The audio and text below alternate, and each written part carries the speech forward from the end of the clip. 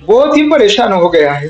राजनीति चलती रहेगी, लेकिन मैं सबसे हाथ जोड़ के अनुरोध करूंगा, मैं प्रार्थना करता हूं कि इस पे कोई राजनीति नहीं। मैं इस घटना का साक्षीदार हूं।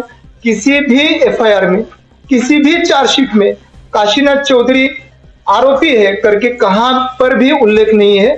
मैं इस घटना का साक्षीदार ही हूं और मुझे यकीन है कि न्याय जरूर मिलेगा। जो भी आरोपी है उनको जो भी सजा दिया जाएगा वो दी जाएगी। और मैं यही आह्वान करूंगा कि और कोई एजेंसी रहेगी इन्वेस्टिगेशन, उसको भी सामने जाने की मेरी पूरी तैयारी है।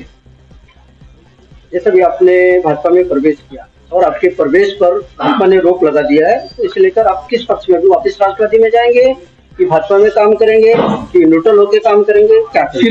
फिलहाल तो मेरे परिवार के साथ रहना बहुत जरूरी है। मेरा परिवार बहुत ही दुखी हो गया है। सामान्य कार्यकर्ता के रूप में मैं काम करूंगा, लेकिन अभी तो प्रायोरिटी मेरी यही है कि मैं मेरे परिवार के साथ रहूं, उनको आधार दूं। लेकिन आप जिस पक्ष में थे उस वक्त जो पक्ष आपके साथ में खड़ा था, आज वही पक्ष जो है हमला कर रहा है आप पे और इस चीज को मुद्दे बना रहा है, तो क्या कहेंगे? मैं किसी कोई मुद्दे को, किसी आरोप को कोई स्टेटमेंट नहीं देना चाहता हूँ। मेरी इस बार की प्रायोरिटी मेरी फॅमिली आहे। मोठ्या कार्यकर्त्यांसह प्रवेश केला आणि त्याच्यानंतर गडचिंचले जे 2020 मध्ये प्रकरण घडलं होतं महाराष्ट्रातलं होतं, त्याच्यानंतर आता हे आपल्यावर मोठे आरोप करण्यात येत आहेत, काय सांगाल?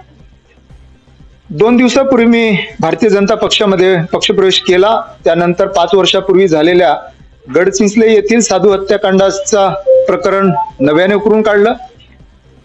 माझं म्हणणं या घटनेमध्ये असंच आहे की मी त्या घटनेच्या ठिकाणी त्यावेळेस 2025 ला माफ करा 2020 ला त्या घटनेच्या ठिकाणी मी पोलिसांच्या सोबत त्या ठिकाणी मदतीसाठी गेलो होतो। परंतु आता या प्रकरणाशी माझा थेट आरोपी म्हणून संबंध जोडला जातो। या घटनेशी माझे या घटनेमध्ये पूर्ण इन्व्हेस्टिगेशन झालेले, पूर्ण चौकशी झालेली आहे, चार्जशीट सबमिट झालेली आहे। कुठल्याही एफआयआर मध्ये, कुठल्याही चार्जशीट मध्ये माझं आरोपी म्हणून कुठेही नाव नाही। एवढं सगळं असताना माझ्यावरती थेट आरोपी म्हणून आरोप होत आहेत आणि हे माझ्यासाठी अत्यंत वेदनादायी आहे। माझ्यापेक्षा माझ्या कुटुंबासाठी फार वेदनादायी आहे। माझी 2 मुलं आहेत, माझा मुलगा आहे, माझी मुलगी आहे। माझ्या मुलाला त्याच्या कॉलेजमध्ये, त्याच्या हॉस्टेलमध्ये तुझा बाप गुन्हेगार आहे, खुनी आहे असं सांगितलं जातं। त्याच्याशी कोणी मैत्री, कोणी मित्र बोलायला तयार नाही। त्याचा आज पेपर आहे, पेपरला जाऊ शकत नाही। शेवटी आम्ही अत्यंत गरीब कुटुंबातले आहोत, सर्वसामान्य कुटुंबातले आहेत।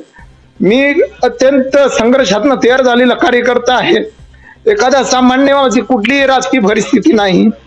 मी माझ्या कुटुंबातला पहिला एक असा आहे की जो राजकारणामध्ये आहे। बाकी माझ्या कुठल्याही फॅमिली मेंबरने साधी ग्रामपंचायतची निवडणुकी लढलेली नाही। एवढं सामान्य कुटुंब तळागाळामध्ये कार्यकर्त्यांसोबत काम करतोय आणि आज माझ्यावरती एवढे आरोप होत आहे। माझं संपूर्ण कुटुंब पूर्ण व्यतीत आहे। माझी सगळ्यांना हात जोडून विनंती आहे की याचा कुठेही तुम्ही वेगळा अर्थ काढू नका। कुठल्याही एजन्सी समोर, चौकशी समिती समोर, कुठल्याही इन्व्हेस्टिगेशन एजन्सी समोर मी नव्याने जायला तयार आहे, परंतु याचा वेगळा अर्थ काढू नका। त्या घटनेशी माझा थेट संबंध जोडू नका, एवढीच मी सगळ्यांना हात जोडून विनंती करतोय।